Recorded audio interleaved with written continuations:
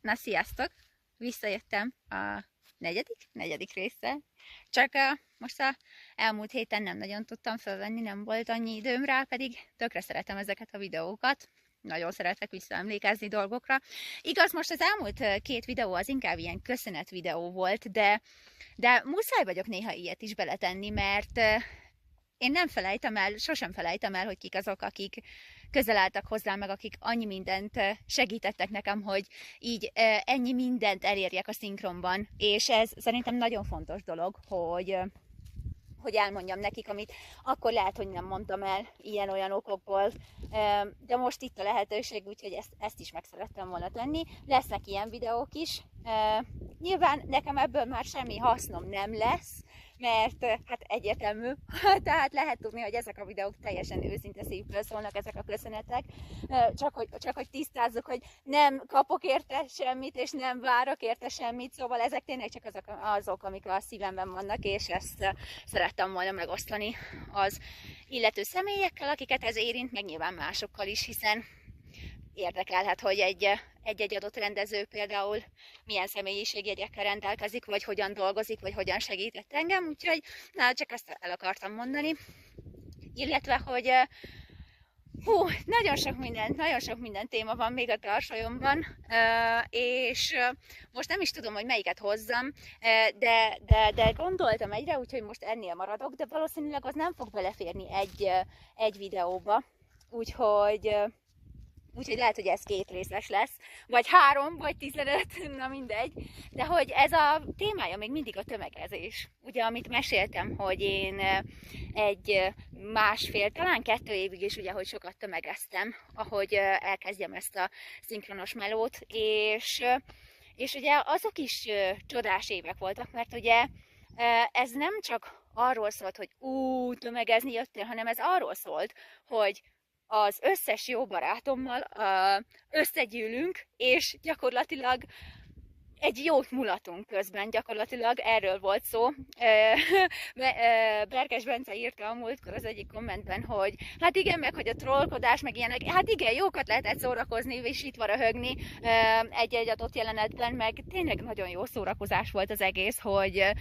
hogy miket csempészel bele a tömegjelenetekbe. És azért ezt elárulom, hogyha valaki nem tudná, de szerintem mindenki tudja, hogy mi a tömegezés. Az, hogyha mondjuk van egy jelenet, és akkor a háttérzajban, mondjuk ha egy kávézóban ülnek, és ott van egy beszélgetés, akkor nyilván az a tömegből kerül ki, tehát azt hívjuk tömegezésnek, vagy akár egy vasútállomáson a háttérzaj, a háttérbeszélgetések, az emberek, az mind szintén a tömegezésre számít, vagy hogyha vagyunk egy stadionban, és akkor 1000 millió ember egyszerre újjong, vagy valakinek szurkol, akkor azt is tömegezésnek hívjuk, illetve a tömegezésből van az, amit egyébként én mindig a legjobban vártam, mert azok voltak az 1-2 mondatok, amikben a legjobban lehetett ugye bizonyítani, hogy ugye amikor tömegezel, akkor van 1-2 olyan, hogy az utcán megy egy ember, és akkor van egy mondata, tehát nem szereplő, hanem a tömegből valaki kiszól, vagy éppen csak van egy jelenet, amiben van egy mellékszereplő, akinek van egy mondata, na az is úgy van, hogy a tömegezéskor veszik fel, és akkor úgy van, hogy ezeknek nincs neve, ezeknek a karaktereknek általában annyi van, hogy lány 1, lány 2, lány 3, vagy ha volt valamilyen humoros fordító, akkor nyilván ő valamilyen vicces nevet adott, hogy utcai kéregető srác, most ez kurvára nem volt vicces, bocsánat, káromkodtam, szóval nem baj, hogy de ez nyilván nem volt vicces, minden ennél viccesebb neveket találtak ki, és na ezek a tömegezős emberekből kerültek ki, és akkor mindig úgy volt, hogy mondta a rendező, hogy van a következő tekercsben egy lány 1, meg lány 2, akkor álljon oda valaki. És akkor mindig úgy volt, hogy tök aranyosan, és egyébként ezt mindig tiszteltem mindenkiben, hogy te voltál már, igen, akkor a másik jön. Tehát, hogy igazságosan, nem testvériesen, mert azt tudjuk, hogy milyen 70-30, nem mindegy, igazságosan elosztottuk egymás között, hogy akkor éppen a következő szereplő az ki legyen, és ugye ezt mindig imádtam, és izgultam, hogy végre én kerülhessek sorra, és lehessen egy mondatom, hogy eleve az, hogy ugye, hogy beszélhessek, meg az, hogy megmutathassam, hogy tudok. Na, és ugye ezek mindig úgy alakultak, hogy általában abban a korszakban mindig mindig ugyanazok az emberek voltak. Na most ugyanazok az emberek, meaning Penke Bence, Cető Ádám, Laudon Andi, emlékeztek a Váradi testvérekre, Váradi Petra, Patrik, volt még nem egy harmadik, egy testvérük is, elnézést, neki most nem jut eszembe a neve, volt még Kilényi Márk, ő is járt, Laudon Andi, Herman Lilla, Pekár Adrien, úristen, és ne haragudjatok meg, biztos, hogy felejtek ki valakit, nem direkt csinálom, csak mivel erre nem készülök, ezért ilyenkor megpróbálok fejből dolgozni, és nem biztos, hogy mindenki eszembe jut, de az a lényeg, hogy Ungvári Gergő, Ungvári Zsófi, Gulyás Fanni, és Jelinek Márk, Jelinek Évi, és ők mind együtt, egy csoport voltunk, egy kis csapat voltunk, ha azt lehet mondani, egy osztály, egy kis osztály, és akkor ilyenkor mindig bandáztunk, és úgy volt, hogy ez volt a legjobb része benne, hogy ugye a szülők is kísértek mindenkit, hát általában mindenkit, és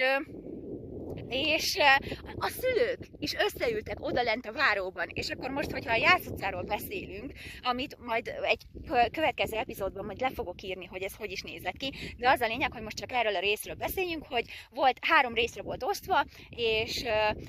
akkor általában úgy volt, hogy az első részben ültek a szülők, és akkor minden ment, hogy mi történik, megosztották az iskoláról a dolgokat, az, hogy éppen kinek mi történik az életében, receptcsere, te mit, hogy csinálsz, öcsém, azt ellátni kellett volna, hát ez egy külön kategória, és mi meg a másik, tehát a másik teremben külön elvonulva, hogy nyilván ne zavarjuk őket, és akkor vártunk arra, hogy hívjanak minket, és ez az egyik legszebb emlékem, a legjobb korszak, hogy mennyi mindent csináltunk és bandáztunk együtt, vagy például, hogyha nem is tömegezés, de például most a hajráskacokat fogom felhozni, az egyik tag pont most írta, amikor felköszöntette Penke Bencét, hogy igen, hogy a hajráskacok, hogy az is egy olyan dolog volt, hogy már a gyártásvezető eleve úgy hívott fel, hogy na, akkor most nagyon örül, mert annyi gyereket kell összeszednie, amennyit csak tud, és akkor az is egy jó dolog volt, mert ott meg mindenkinek megvolt a karaktere, és attól függetlenül ugyanúgy összejöttünk, és ugyanúgy bandáztunk, de az már nem tömegezés volt, hanem mindenkinek megvolt a saját szerepe, és azt hiszem talán melyik őtök? Penke Bence vagy Cető Ádám volt az Angel, akinek hiányzott egy csomó foga, és tudom, hogy Cető Ádám volt a hangja, mert tök jól megcsináltad, hogy ilyen pösze lett a karaktered, és annyit röhögtünk, viszont azt annyira nem szerettem, hogy rám jutott nyilván ki másra a gazdag kislány, és én kevesegszer voltam együtt velük, basszus, mert nekem nem volt annyi jelenetem a gyerekekkel, és mindig imádkoztam, hogy léci, együtt legyek velük, hogy nem akarok csak egyedül dolgozni, és határozottan emlékszem, hogy Gulyás Fanninak is tök jó karaktere volt, mert mindig a szívecskék voltak a fején, és akkor mindig arról beszélt, hogy ez annyira romantikus. Bocsi Fanni, én nem tudom olyan jól csinálni, ahogy te imádtam, ahogy csinálod, és olyan vicces volt, egy csomószor, amikor tudta, hogy rövid lesz, mert hogy ilyet is csinálunk ám, hogy improvizálunk, hogy ha tudjuk, hogy mert érezni lehet, mert tudjuk, hogy egy mondat rövid lesz, akkor nagyon sokszor ugye azt csinálja a színész, hogy belekeverednek ilyen a mondatok végére egy ilyen, hogy nem? Vagy nem így gondolod? Vagy ugye? Vagy nem, ilyenek, tehát ilyen töltelékszavak, és neki fantasztikusan egyszerű dolga volt, mert akárhányszor érezte, hogy rövid lesz a mondata, akkor a következő mondat hangzott el a szájából, hogy akármi is volt a mondat előtte, hogy jaj, annyira szeretem ezt a fánkot, ez olyan romantikus, szóval, hogy mindenre ezt mondta, hogy ez olyan romantikus, úgyhogy neki ez könnyű töltelékszó volt, és imádtam, annyit nevettünk rajta, és Nándori Pisti, ő rendezte. Ha nézel, hát imádlak. Jó lenne, valaki majd valahogy megpróbálom felvenni veled a kapcsolatot, mert nem nagyon vagy így a social médián, úgyhogy, de hogy én annyira szerettem veled dolgozni bármin is, és hát te meg különösen tudom, hogy imádtad ezt a sorozatot, meg hát mit is még, várjál? Moncsi. Úgyhogy, na mindegy, ezt te érted, meg aki veled dolgozott is érti, úgyhogy a többieknek meg elmondom, hogy ezt imádja, ezt neki nagyon lehet sokszor énekelni, mert ezt úgy szereti. Szóval ennyit erről, de hogy még biztos, hogy ezt fel fogom hozni, mert ez a tömegezés, meg ez a szülői értekezlet, ez egy fantasztikus dolog, és Ezzel szerintem anyukám is egyet tud érteni, mert neki is nagyon hiányzik. Hol vagy? Nem látlak a kamerában. Várjál, hol bújkál? Ja, ott vagy. Igaz, hogy milyen jók voltak azok az idők? Nagyon imádtam. Ugye? Üdvözlök mindenkit, És ő is mindig, tehát konkrétan velem együtt várta, hogy mehessünk, hogy a szülőkkel tudjon trécselni. És a másik részem eszembe jutott még egy sorozat, hogy volt egy másik fajta összejövetel is, amikor, na hát ugye, a Sámán király. Ha-ha-ha. Hát az egyike, sőt, az első anime szerepem. Hát én ott eldöntöttem, hogy én imádom az animét, és ez azóta sem változott, illetve úgy is imádom, hogy szinkronizálni. Tehát én ezt ott, nekem ez azonnal eldőlt, hogy nekem ez a kedvenc műfajom, amit szeretnék szinkronizálni, és amit szeretek szinkronizálni. Persze nem válogatok, jöjjön minden, csak hogyha úgy van, akkor azért különösen rajongok, és a Sámán király volt az első ilyen feladatom, és hát itt csak annyit arról, hogy na itt is összejött egy fantasztikus társaság, úgy mint Barát István, Stukovszki Tamás, Borbíró Andrés, néha velünk volt Csík Csaba Krisztián, Baradlai Viktor, és hát ott voltam én, és hát gondolhatjátok. Bocsánat, ha megint kihagytam valakit, kérlek jelezzétek kommentben, hogy ti is ott voltatok, de hogy azért tudni lehet, hogy ott én ilyen 12 éves körül lehettem, és hát kezdett kinyílni így a világ, hogy hát itt vannak fiúk is, ugye,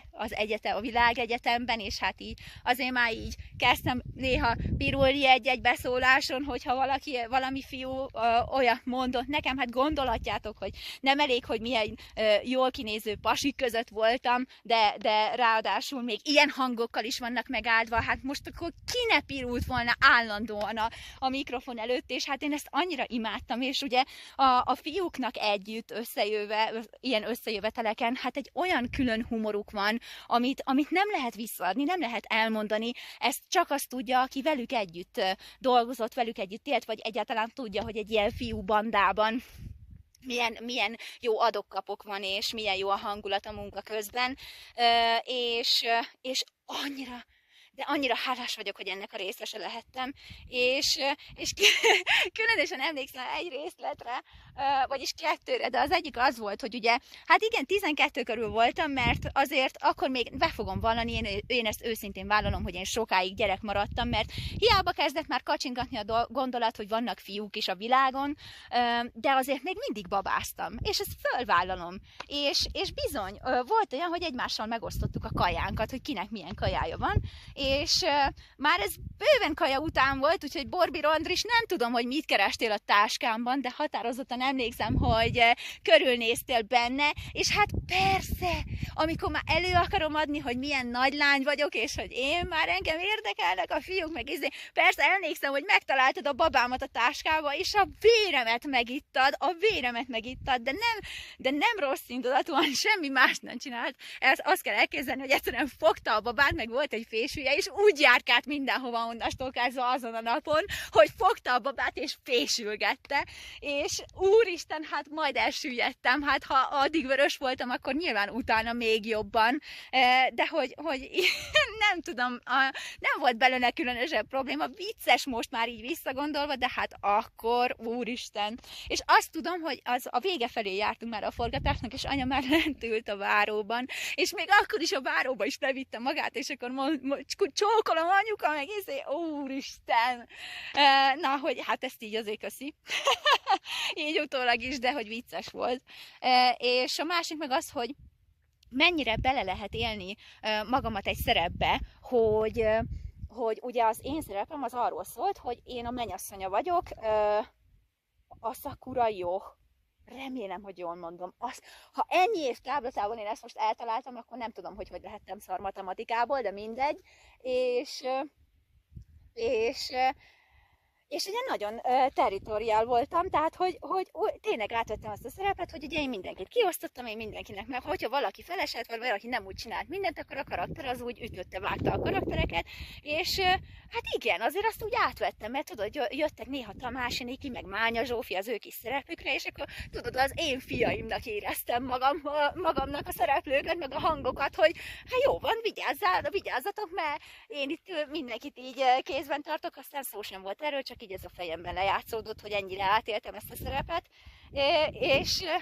jaj, meg hát igen, hogy még csak visszatérve erre, hogy a táskámból kivette ezért, hogy de azért akkor volt először, amikor megkacsintotta annak a szele, hogy én már nem biztos, hogy kislány vagyok, amikor megszólalt, hogy nézzük, mi van a női táskádban.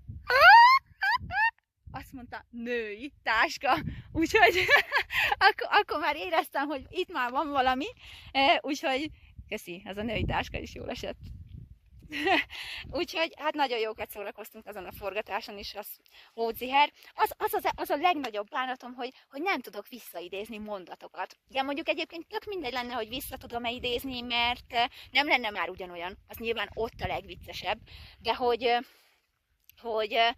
fantasztikus volt, és ugye ez a 10-es műterem, a 10-es volt, igaz? Felmentünk a lépcsőn balra szembe, rögtön a 3-as mellett, Hornyák Misi műterme mellett.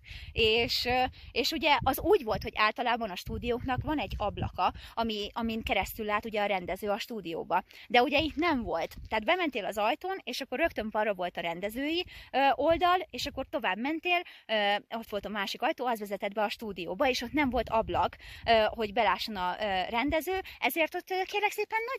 nagyon menő azért 12 évvel ezelőtt ilyen technológiát, hogy itten kamera volt. Tehát ott ilyen fekete-fehér kis kamera, vagy nem is tudom már milyen, hogy az volt a rendezőnek, ott volt a rendezői oldalon a kis monitor, bent meg a stúdióban a kamera, szóval azért ott szemmel voltunk ám tartva, hogy vigyázzunk magunkra, mert viselkedjünk. Úgyhogy ilyenek is vannak, ilyen modern technológia. Hogyha nem volt ablak, akkor volt kamera. Úgyhogy, na jó, én most szerintem ennyit, mert most már megint 17 percnél járok, viszont imádtam ezt a témát, úgyhogy ilyenekkel biztos, hogy fogok még jönni, mert rengeteg ilyenem van, meg még akarok beszélni a stúdiókról, meg mindenről akarok beszélni, miről ne akarnék beszélni, amint halljátok. Úgyhogy köszönöm, hogy velem tartottatok, és tényleg örülök, ha néztek, nagyon hálás vagyok, nekem ezek a videók nagyon sokat jelentenek, lehet, hogy többet, mint bárkinek, de ha néztél, akkor köszönöm, és majd jövünk legközelebb is. Üdvözlöm a szülőket is. Hiányoznak a beszélgetések. Puszi.